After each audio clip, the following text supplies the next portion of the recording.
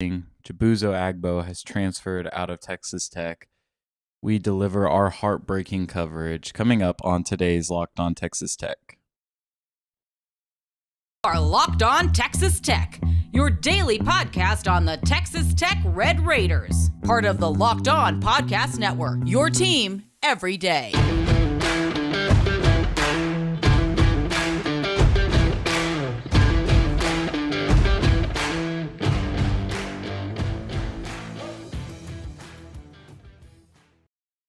Welcome to Locked On Texas Tech, a member of the Locked On Podcast Network. Thanks for making Locked On Texas Tech your first listen every day. We are free and available on all platforms, including YouTube. I'm Ryan Mainville. I cover Texas Tech for the Dallas Morning News, and I'm joined by Emery Lida, a longtime Texas Tech analyst, writer, and podcaster. Today, I was enjoying my day, just trying to stay busy on top of some schoolwork. It was around 2:50 in the afternoon, 2:45, got a phone call and was notified that the end of the Buzo Hive in Lubbock was here. Chibuzo Agbo is entering his name into the transfer portal, and by all indications will be playing college basketball somewhere else next season. Emery, how are you holding up, man? How have you been coping? I've had lots of ice cream today, and it has been a sad day. Yeah, see, I was like you, just enjoying my day and didn't think much of it. And then I got a text with a certain tweet that you had sent. And immediately my heart sank because I was like, under this connotation, it can only mean one thing. And unfortunately, the day has come. It was a day that I had kind of braced myself for because we both kind of could see this coming to a degree. I mean, it was sort of inevitable, but at the same time, I mean, it still hurts. And I haven't fully recovered. I've had to do a lot of deep reflection. I've been multiple other places, but my heart's only been in one place. And that's just thinking about, man, it's just so sad. We're not going to be able to watch Buzo at Tech next year, most likely. But oh, well, it is what it is. I'm happy for Buzo. I hope he finds a good place. And I think that it's not the end of the world for this program, obviously. Like, he only played roughly 12% of your minutes this year, so it's not something where it's going to be like a massive departure from a minutes played standpoint. Obviously, great guy to have around the program, did a lot from a morale standpoint, but we'll see. I mean, obviously, the Buzo Hive has fallen in Lubbock, and that's a sad day for everyone, but it's good for him. Hope he ends up in a nice place, and certainly, I mean, it's tough on me individually, but at the same time, I'm happy that he can look elsewhere. Yeah, so if you're a new listener to Locked On Texas Tech, or maybe this is your first episode, you might be very confused and concerned about what kind of psychopaths we are. But for the history of our podcast, which dates back to, man, New Year's Eve 2020, I think. We've been going on for about a year and a half now, which is crazy. But we have just been Chibuzo Agbo fanatics. I talked to his head coach a lot. His high school head coach, I should say, Mike Hopt, really good guy who just loved Buzo, and he was kind of my guy in the incoming recruiting class. I felt like he was slept on. Obviously, there were a lot of big names in that class, and there was something about Buzo that I thought was really versatile and really adaptable. Emery agreed with me, and we were on the Buzo Hive. We planted it, and it grew to fruition. And so, obviously, we kind of joke around on our coverage about him, and it's hard not to. Like, I typically try to like keep my Big J journalist pants on and act all responsible because it's good for my job. But with Buzo, like, he's such a good guy. Like, he's such a fun guy, such a genuine student athlete. Like, there are a lot of people that you come across that just rub you the wrong way whenever you cover college sports. But this is a guy of just utmost character. He loves this program. I fully believe that. He loves the people that are a part of this program. There's a lot of respect on both ends here. Like, transferring can ruffle feathers, but I think both parties kind of acknowledge that this is what needs to happen, and there's a lot of love and respect on each end here. And so I think you've got to look at it from just a rational standpoint and say, okay, you brought this guy in to be a versatile sharpshooting wing. And you look at his numbers, and they just haven't been that. Shot 12 of 45 at Texas Tech from deep. That's 26.7%. 6 of 14 from the free throw line. That's 42%. You go and you look at his conference numbers. He scored just 4 points in conference play this year, 2-11 from deep in conference play over his collegiate career. That's 18%. His offense was just not good enough to keep him on the floor. And then at times, especially this season, it was noticeable that his perimeter defense was just not necessarily on par with some of the other wings on the roster. And so he got bumped down a few spots, and it just became clear that a split was coming. And so now he heads elsewhere to play college basketball. Yeah, I think the biggest thing for Buzo that really held him back was the perimeter defense. And in a lot of ways, that's unfortunate. And I firmly believe that he kind of got a little bit of the unfortunate end of the way that the roster was constructed this year. Because if you look at last year's roster, you really only had Tyreek Smith and Marcus Santos Silva as your only bigs. And both of those guys kind of had their limitations, couldn't play a whole lot of minutes. And so Buzo was kind of molded into a lot of the small ball 4 and 5 minutes last year whenever he was able to play in those spot minutes. And I think that he did a lot of strength training the last year and a half or so to really sort of bulk up, and his profile from now compared to where he was 2 years ago, like he looks like a completely different player. He's always had some level of strength, but he's certainly added on since then. And I almost wonder if maybe he was doing strength training almost to be more in that small ball sort of lineup. And then this year, with the way the Tech's roster bill ended up being built, you played over 97% of your minutes with 2 bigs on the floor.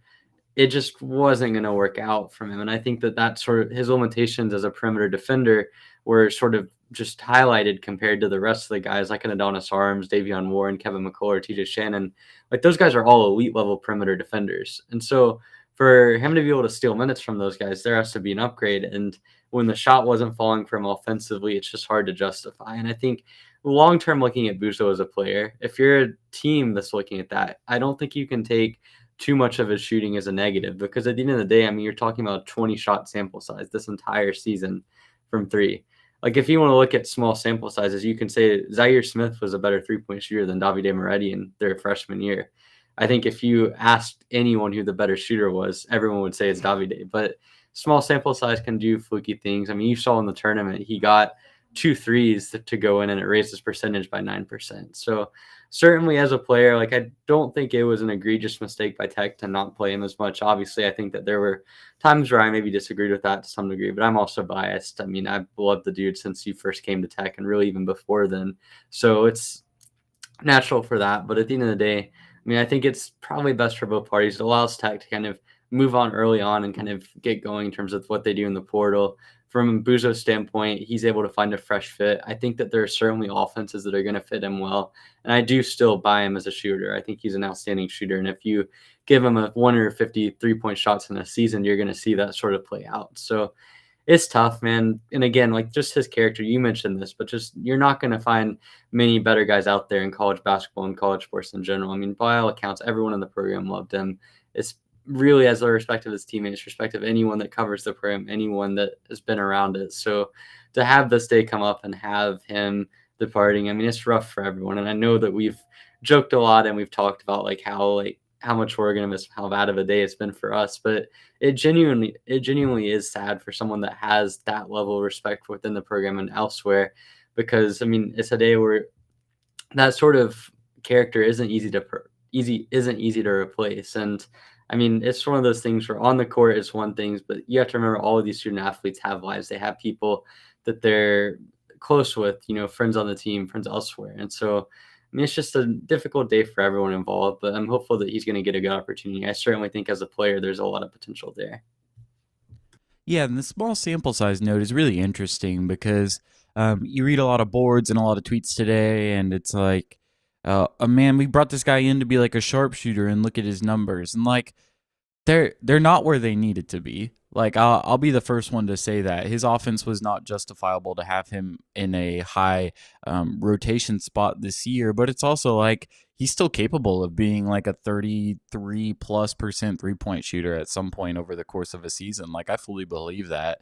I just think that he needs enough time and enough minutes to kind of work through some of the kinks. But I completely agree with your point that I don't think it was negligent by Tech and by any case to kind of have him at the end of the bench. So it hurts one of our favorite guys leaving Texas Tech, but I'm excited to see him get a fresh start somewhere. I would watch a couple of the West Coast schools here, specifically the Aztecs. I think that that's a name that will be tossed around here for a couple of days, and one that I'd definitely watch if I were a Texas Tech fan that's also still a part of the Buzo Hive. But we've got to talk about some of these other guys that may be transferring out of Texas Tech. But first, a quick word from our sponsors.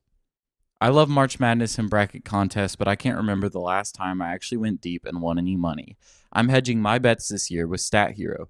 StatHero's NCAA single pick'em games pit the star players against each other in an amazing hybrid between fantasy and sports gambling. Start focusing on the players you know best with a gameplay that doesn't rely on big spreads, long odds, or funky props.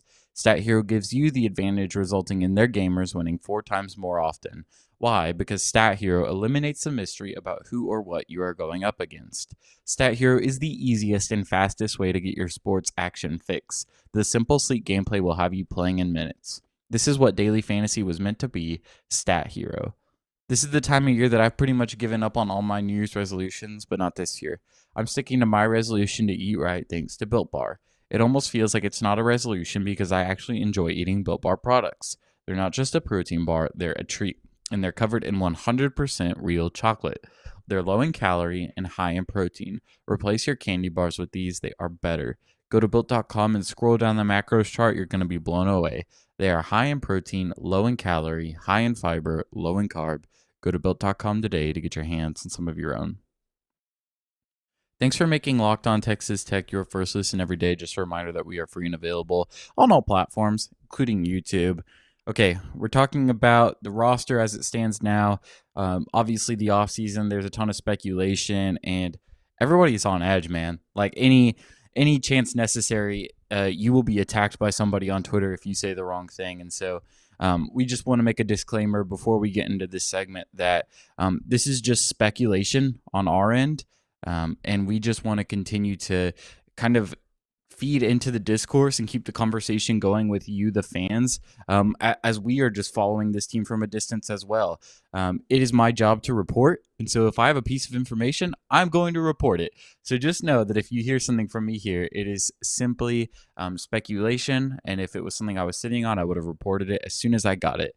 That said, you take a look at this Texas Tech roster, and there are a lot of names that I think people are talking about and potentially tossing around as potential transfer options. Obviously, there's always surprises, and it's a long offseason, especially until May 1st, which is the deadline for guys to enter the portal.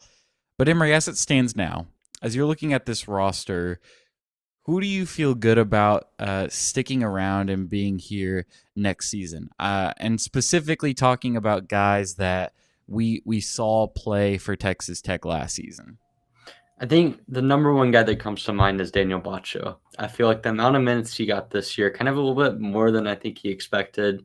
Certainly, the program made every effort to keep him engraved in the rotation. I would even say towards the end of the year, after he was dealing with the knee injury that sidelined him for a few games, and he came back and he was a little bit rusty, I feel like they made that decision almost consciously as an effort to keep him in game shape, kind of keep him engaged. And I mean, you look at Bacho, certainly he's already transferred from Arizona, so you have the slight eligibility kind of things that would come along with trying to transfer again.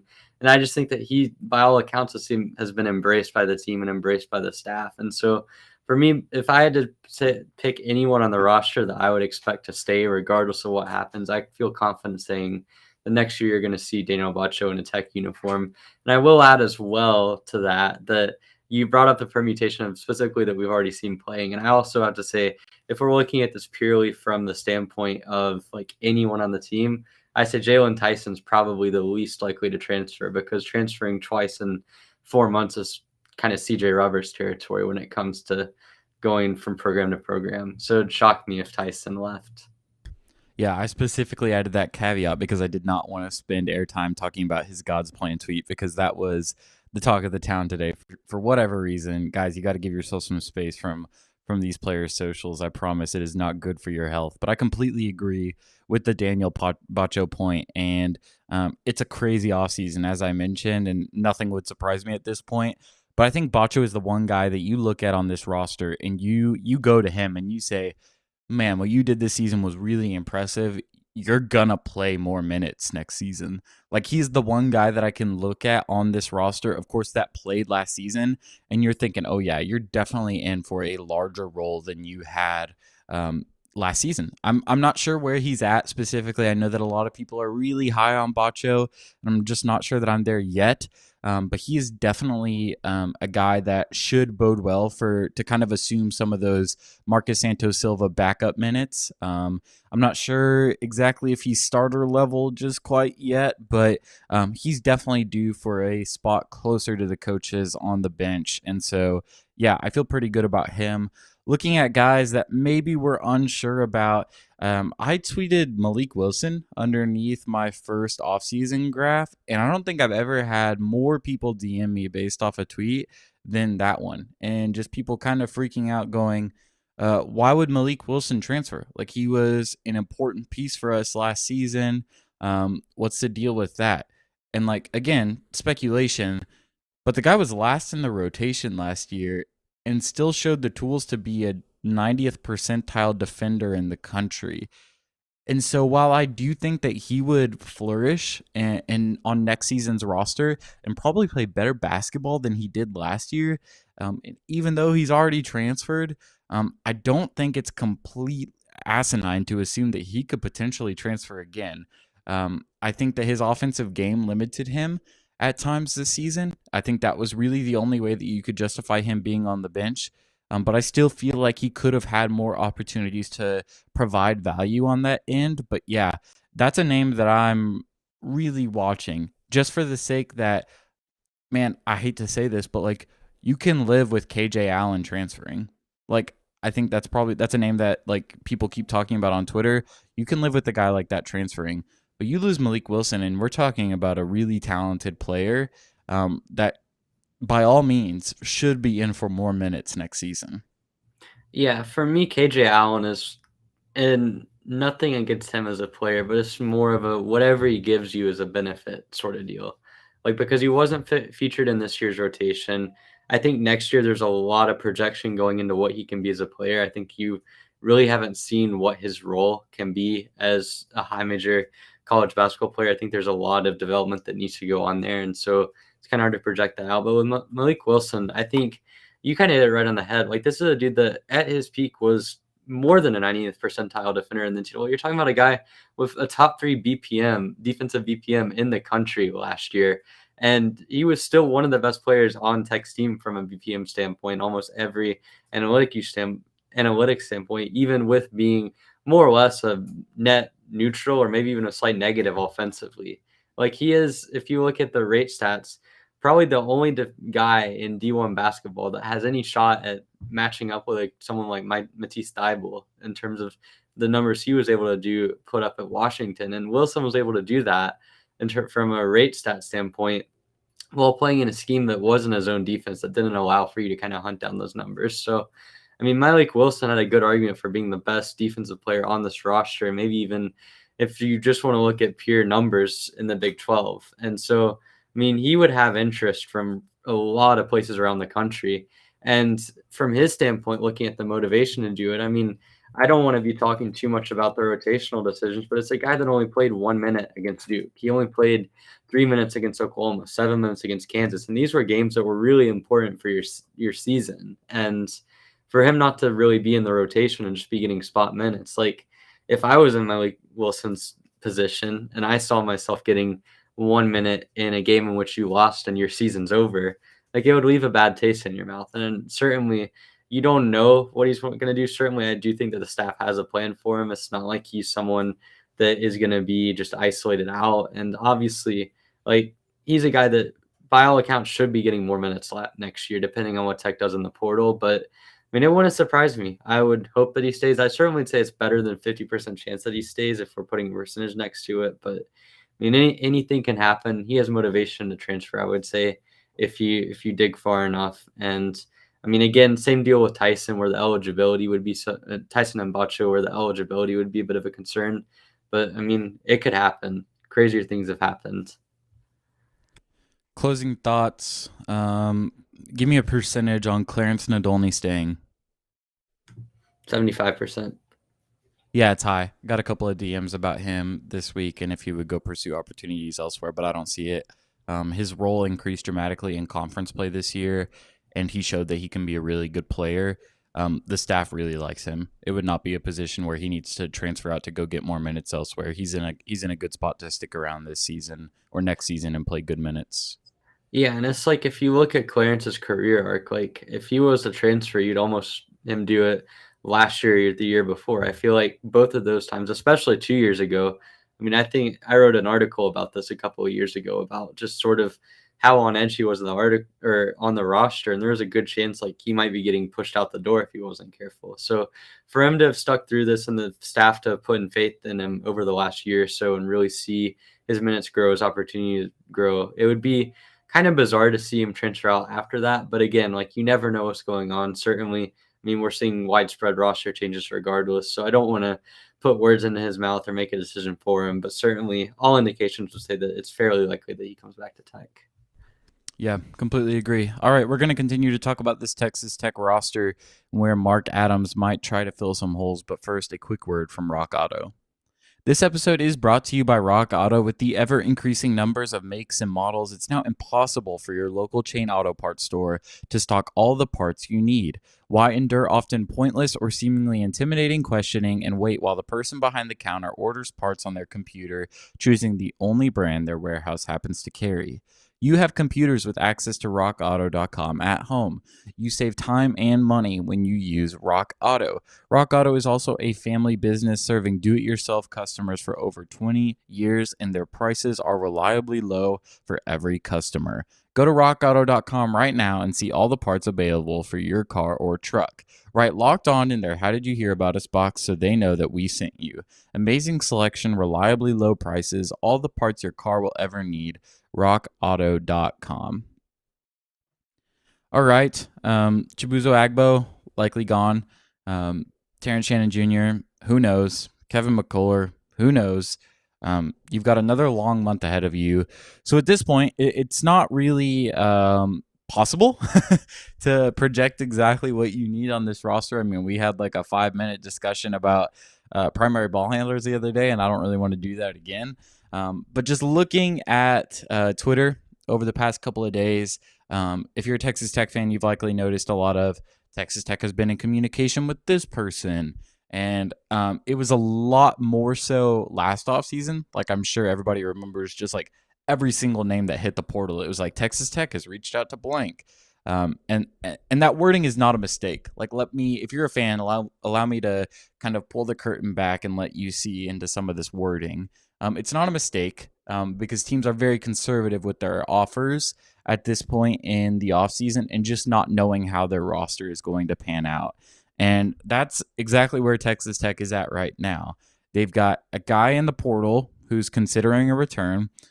You've got a guy declaring for the NBA draft who could also return. And then you've got any number of potential transfers. And so Texas Tech is going to reach out to a lot of guys and begin to recruit them without necessarily offering them.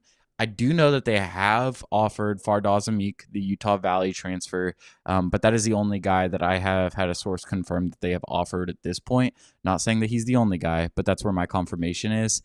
But looking at this roster, as it stands, March 29th, Emery, if you could identify a couple of potential needs for this Texas Tech roster, what would they be? I think you have to start from the guards and go downwards. Like certainly the bigs are probably going to be the place where a lot of people are going to look because you obviously lost Bryson Williams. You could end up losing Kevin O'Banner. You're going to lose Marcus Santos Silva. But at the same time, the potential of being left out without a ball handler. I know I just mentioned this a couple of days ago about how I found it to be sort of ironic because if you look back at what Tech did last year, they had nothing settled from a ball handling standpoint and still didn't really go out and get the pure ball handlers out on the portal and kind of roll the dice a little bit with Adonis Arms, Kevin McCullough, and Davion Warren figuring out. I think this year, I'm not saying that you're going to end up going after just ball handlers and like that's going to be your main additions, but I do think that if you're looking at building this roster, you have to start and figure out what you're going to do at the 1 and the 2 positions and kind of your guard rotation. What is that going to look like? Because that's going to open up everything else. That's going to figure out what you're going to do from a wing standpoint, how much your freshmen are going to play. I think that if you can build off of the guards and sort of just start from that market, because I also think that's probably where you have the most sort of fluctuation in the market right now. Just looking at some of the guys in the portal, like if you look at the top 80 to 100 in terms of production, I'd say there's a disproportionate amount of guards and sort of like fringe wings that are in the portal. So like for me, I look at it like you have the most sort of volume there. And I think starting out by looking at the guards, then sort of obviously you want to get to the bigs eventually because you don't want to end up with a situation where Daniel Bacho is your only true big on the roster. But I do think starting out with the guards, sort of getting that figured out, and then sort of going to the bigs and getting in numbers, finding guys that you like. And obviously you can do multiple of these things at one time. Like I don't expect Tech to be like, all right, this week we're only looking at guards. We're only offering guards. So I guess to answer your question, you look at everything. But if I was to prioritize one thing, it would have to be the guards and just kind of figuring out what you do there. And then the rest will kind of fall in place. Yeah, so here's a really interesting dilemma that I hadn't even considered until we just started talking about this. Have we really seen the style of offense that Texas Tech wants to play yet? We really haven't. I don't think Yeah, so. because Unless, you ran a lot of post-up offense last year, and that may be the system that Texas Tech wants to continue to run. But at some point, you had to be like, Bryson Williams is one of the best players in the Big 12. We're going to play through him. And so maybe you're in a spot this offseason again where you're like, let's go find a guy that's going to be like this, and we're going to play through him. Now, I will preface that with saying that's a really risky move that I would not feel comfortable with as a college no. basketball coach. Or you could be like, hey, Bryson Williams is the exception. We're going to continue to try and be really good on the wings and on the perimeter. But that's not even something that I consider until literally just now. And I do think that answer will kind of be shown over the next couple of weeks. I'm excited to see that. Yeah.